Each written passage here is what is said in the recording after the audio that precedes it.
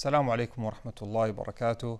الحمد لله رب العالمين والصلاة والسلام على سيدنا محمد وعلى آله وصحبه أجمعين. Welcome to another session of Ramadan Islamic Perspective, where we answer questions regarding fasting, zakah, umrah, and matters that are related to the month of Ramadan. We seek aid in Allah subhanahu wa ta'ala to protect us from making mistakes, and we ask Him subhanahu wa ta'ala to give us beneficial knowledge and to benefit from the knowledge that we have. We seek aid in Allah, and we start with the first question for today. Bismillah. Assalamu alaikum wa rahmatullah wa alaikum assalam wa rahmatullahi wa barakatuh. Shaykh, I am having doubts regarding niyat. I wake up for suhoor and keep saying the niyat, but I feel that the intention is not there because I eat and drink in suhoor, and that invalidates the niyat. This is giving me a difficult time. طيب, subhanallah. Alhamdulillah wa salatu wa salam ala rasulillah. So basically we have to address an issue here. Where is the niyyah? I think we have a question similar to this. Where is the niyyah? The niyyah is in the heart. The niyyah has nothing to do with your mouth. The niyyah is in the heart. إنما الأعمال بالنيات, this is what the Messenger Muhammad sallallahu alaihi wasallam did. And you won't find any hadith regarding the niyyah except this. إنما الأعمال بالنيات. Okay? And the Messenger Muhammad sallallahu alaihi wasallam fasted, and he alayhi salatu wasalam prayed so many times that the companion have seen this. Not once did he pronounce the intention. The only place where he pronounced the intention is in Hajj and Umrah. طيب, لبيك اللهم عمرة, لبيك اللهم حجا, لبيك اللهم عمرة وحجا.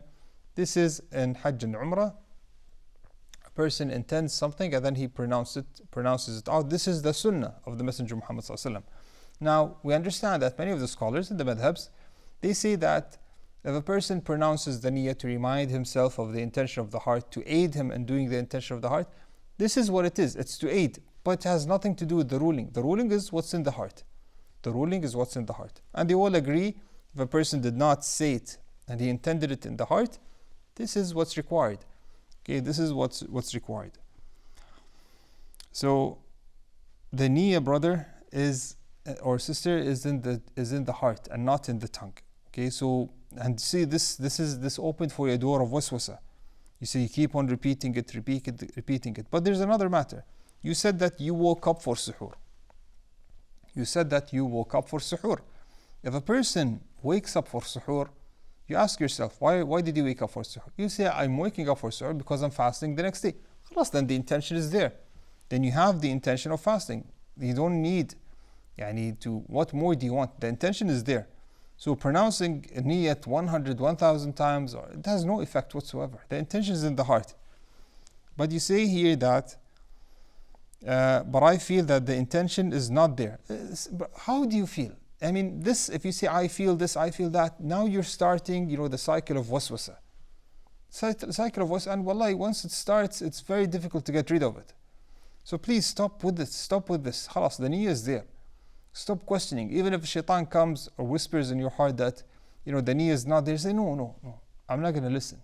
Just don't listen. Preoccupy yourself with anything. The niyyah is there. Khalas, move on to something else. Think about something else. Ignore this. The niyyah is there. Khalas. You don't need to keep addressing this. And maybe the cause of the doubt is that, how do you intend fasting if you eat and drink? Well, fasting did not start.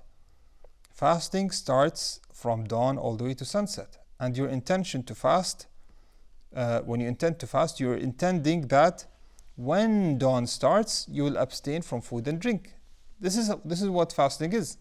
So if you have the intention of fasting and then you ate or drank in suhoor, this does not have an effect on your intention. The niyyah is there, okay?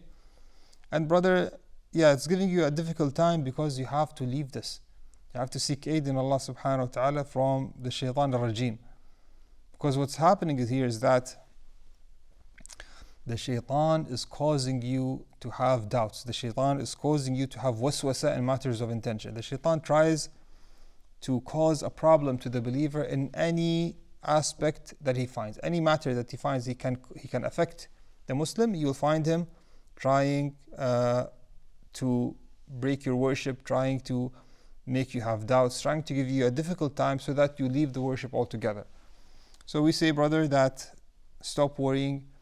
If you woke up for suhoor, then you know that you're doing the worship. This is more than enough. You do not need to utter any niyyah. And if you eat and drink in suhoor, this will not affect the validity of your fasting. It does not affect the intention of your fasting. Okay?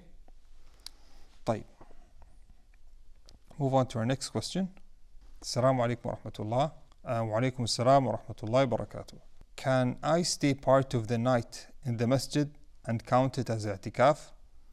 Or sit between dhuhr and asr and count it as i'tikaf? طيب. So, sitting in the masjid, what is i'tikaf? I'tikaf is to stay in the masjid with the intention of worship, sitting there in the masjid, engaging in dhikr or remembrance. So you sitting there to worship Allah, this in itself is a worship. To sit in the masjid, this is a worship. Now you do other worships like dhikr and ibadat, alhamdulillah, this is even khair upon khair. Now, what is the least amount of i'tikaf? The opinion of the majority is that though there is no limit on what is the least amount which is considered i'tikaf. So the opinion of the majority is that any time you spent in the masjid with the intention of i'tikaf is considered a valid i'tikaf. So if you sit part of the night in the masjid and you intend i'tikaf, inshallah it will be considered for you i'tikaf. There's no issues with this. And if you sit between dhuhr and asr, it will also be considered i'tikaf. And subhanallah, and this is very important, if you sit between dhuhr and asr, for example, it is i'tikaf, and as long as you're in the masjid, you will get the dua of the angels. And the Messenger Muhammad has said, whoever walks to the masjid, whoever performs wudu and then walks to the masjid, there is not a step that he takes except that Allah subhanahu wa ta'ala will give him a good deed and will expiate a sin. So, and after he enters the masjid, after he prays his prayer, he will be considered in a prayer as long as he's waiting for the next prayer. And he gets the dua of the angels saying, Allahumma ghfir lah, Allahumma arham. So if a person enters the masjid, he prays, and then he waits for the next prayer, this is considered that he is in a worship. In a worship. Not only that, if you're in the masjid waiting for a worship, you will get the dua of the angels. Oh Allah, forgive him. Oh Allah, bestow your mercy upon him. And subhanAllah, if you intend i'tikaf for this period of time, you will also gain another worship. So definitely, yes, do not miss out on this, especially in the final 10 nights of Ramadan, where it is considered, the sunnah of the Messenger Muhammad to engage in i'tikaf the whole final 10 nights of Ramadan. And, in Ramadan, some people between Taraweeh and Tahajjud, there might be a period of time, and many people are sitting in the masjid waiting and engaging in Quran, and praying and then going to the toilets and then coming back. Alhamdulillah, if you intend this to be i'tikaf and this for you to be a worship from Maghrib all the way to, from Taraweeh all the way to Tahajjud, it can be considered an i'tikaf. So it will be considered that you have prayed Taraweeh, then you're in the masjid reciting Quran and dhikr, and then you intended to do i'tikaf all the way until Tahajjud. This is another worship. And then alhamdulillah, you prayed Tahajjud with the Imam. It will be considered that you prayed night prayer with the Imam. You get the reward of the whole night. And then alhamdulillah, you eat suhoor. Or if you ate suhoor even in the masjid and waited for Fajr, that's even reward. That's even, subhanAllah, even more reward. So yes, brother, the opportunities of good are there. And if you do any of this and intend the i'tikaf, yes, inshallah, it's valid in the opinion of the majority, and it will be counted that you have performed some i'tikaf. Of course, the more i'tikaf that you have done, the better. And the sunnah of the Messenger Muhammad is to perform a complete i'tikaf of the whole 10 nights of Ramadan. Wallahu a'lam. طيب.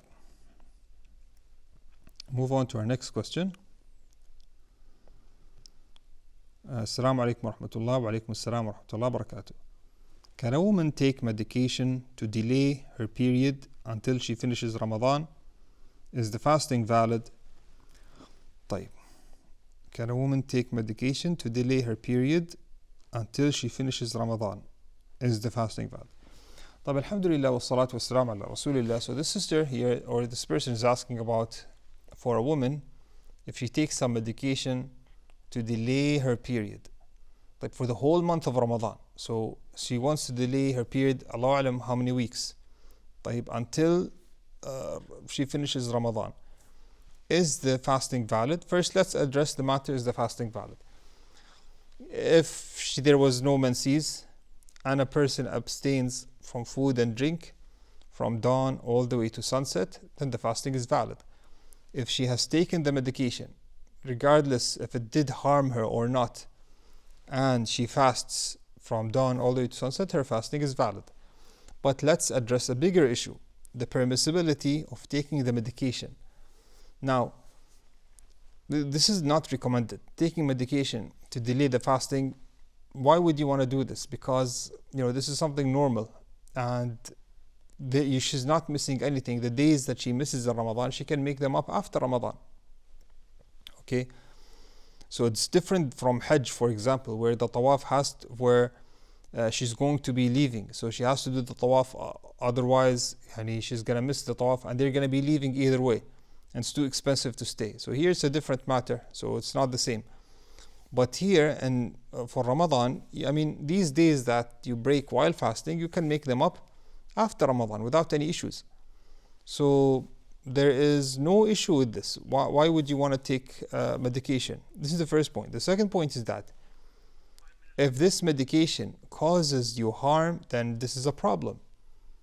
And why would the person harm himself? Why would the person harm himself without any need for him to do so? So why would you harm yourself if there is no need for you to do this, and it's permissible for you to break your fast and make it up after Ramadan? Actually, if you do this and it might cause you harm, then the closer opinion is that this is something that is haram. This is something that is haram, because you're not allowed to harm yourself for no benefit and no need. Okay? So if there was no harm, it's not recommended. If there was harm, it is haram. It is haram. Okay. And the harm doesn't mean something severe harm. A harm that it will have an adverse effect on your health or on your period later on, or it will cause you some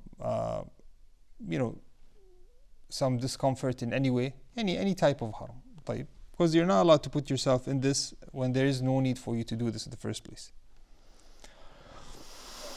Let's move on to our next question. Assalamu alaikum wa rahmatullah wa alaikum assalam wa rahmatullah wa barakatuh. If a person had a nosebleed and unintentionally swallowed some even after trying to avoid it, does it break your fast, and is an expiation required? Now, alhamdulillah wa salatu wa salam ala rasulillah. If a person has a nosebleed, this is something that he cannot control. And if it bleeds out and you're cautious, you try to stop it in any way, alhamdulillah, then you have done what you're trying. If it goes down, so if you're lying and the nosebleed goes down, and if you're able to spit it out, then this is what is required from you, to spit it out and not to be careless. Now, even after all of this, qadar Allah, something entered, even while you're trying to protect as much as possible from swallowing, then this does not affect your fasting, because you were forced. This was forced into you, and you didn't have any choice, especially that you were not careless. So we say that your fasting is safe, inshallah. It does not affect your fasting, and we say that if it came into your mouth and you were able to spit it out, this is what you should be doing. Okay.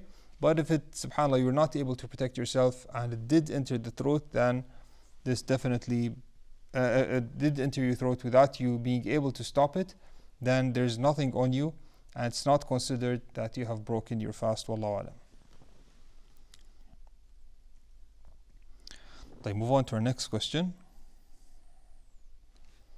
Assalamu alaikum wa rahmatullah wa alaikum assalam wa rahmatullah wa barakatuh. Sir, while at work, there was a lot of dust, and some of it ended in my nose and mouth. I am guessing that I might have breathed it in. I completed my fast, but I am asking, should I make up the day just to be safe? Alhamdulillah wa salatu wa salam ala rasulillah.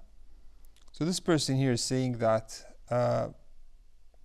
dust particles entered his nose and mouth.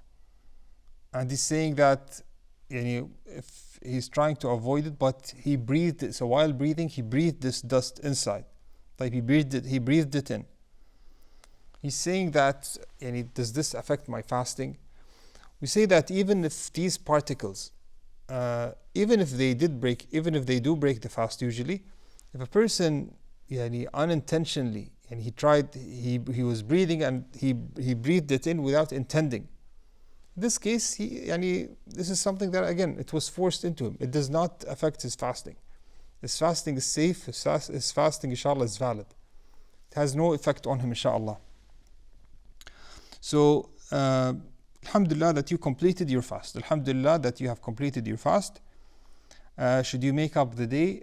Inshallah, there's no makeup required, because like dust particles, if a person, subhanAllah, opened his mouth, accidentally something entered, he swallowed it, without even intending, he just swallowed it. This does not affect your fasting, because it's not you choosing to swallow this thing. Okay, it came into your throat without you intending, and it entered your mouth. So here, inshallah, your fasting is secured, and no makeup is required. No makeup is required, alhamdulillah. Just to be safe, no, you don't need to fast. You don't need to make it up just in case. Just don't make up, inshallah. But for the future, if you wear masks, this is definitely better. To preserve your fast and to be cautious not for anything to enter the mouth. طيب. Okay, so with this, inshallah, we have ended our questions for today. And inshallah, we'll be meeting you with the will of Allah tomorrow for another session. هذا والله أعلم وصلى الله على نبينا محمد وعلى آله وصحبه وسلم. جزاكم الله خيرا.